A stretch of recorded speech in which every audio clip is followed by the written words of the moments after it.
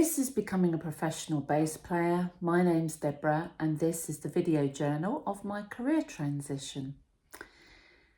It was a very busy weekend, so I did mean to do a little film yesterday, but I let myself off the hook because I was really tired. I gigged with Hot Milk on Saturday, which was fantastic, really relaxing and fun to play with such musicians of high caliber and spontaneous because I never know what's coming. Although I know the songs, I never know what's coming next, and we sort of do things off the cuff. Let's do an extra chorus here, let's do an instrumental. And the band leader there, Ben, likes to challenge me. So sometimes he'll just say, bass solo, Deb, or sax solo, or we're going to do go into this song. And actually on Saturday night, I played 2 songs that I had never even heard before. So he just said, it's in A, work something out. And that's really good for me. It really helps me as a musician because I'm a very hard worker and I learn everything off by heart before I go. But my weak spot, if you like, is that improvisation, that kind of just flow with it. And that's the side of my work as a bass player that I really need to grow. So working with Hot Milk really helps me to relax, enjoy it, and go with the flow of music. It's fun. And also I don't have as many responsibilities in Hot Milk as I do in Divine Funk and Truly Red. And in those bands, I'm thinking, right, has the dancers got, has Mark got his hat on? Has so-and-so, I'm thinking about 100 different things other than actually being in the moment and playing the bass. And as time goes on, that is changing. And once we go into next year and the show is completed, I'm hoping much more to be in that space of I'm just the bass player. And actually, I wanted to speak today really about how things are changing, because this is a journal, isn't it? This is a video diary, and I've really noticed a change. I've noticed a peacefulness come in.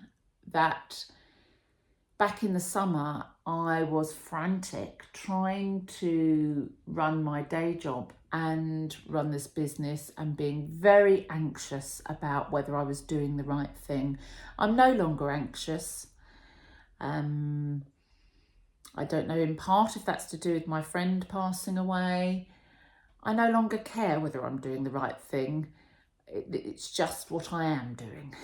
And that's all there is to it.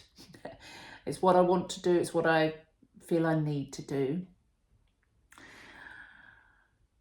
Things have changed around even in the week. The weekend is no longer I don't really notice weekends anymore because they're not the time that I put down tools and don't work. They're actually a time I'm working now. So Saturdays are about prepping songs, loading up the car, making sure I've got everything I need, finding out how to get to the venue, last minute rehearsals or notes.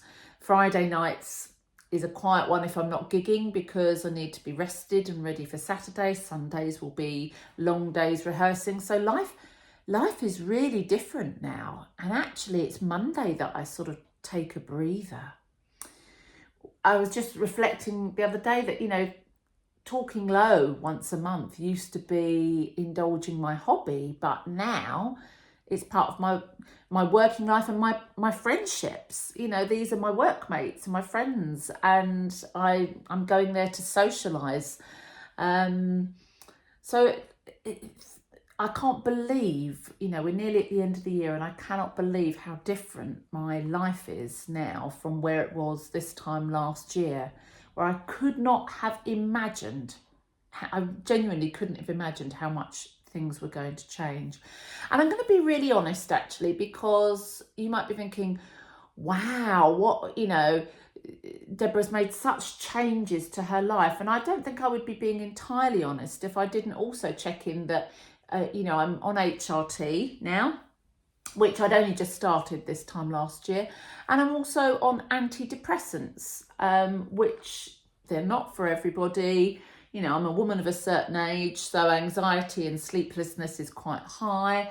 And for me, they have been brilliant, and doubtless are part of this feeling of peacefulness that has come. And I just thought I wouldn't be being entirely honest if you thought I was doing all of this without any kind of help.